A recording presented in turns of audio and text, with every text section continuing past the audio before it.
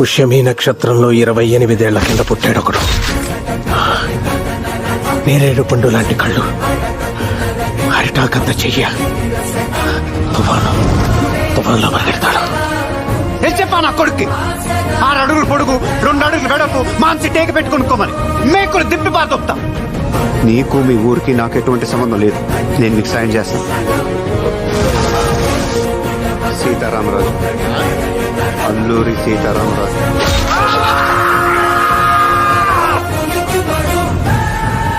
ఇది నీ దర్శనం, ఇది నిదర్శనం.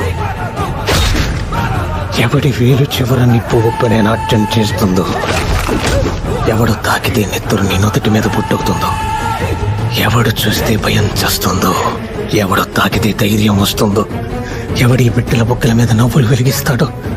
ఇప్పుడు నాకు నాలో దేవుడు కనిపి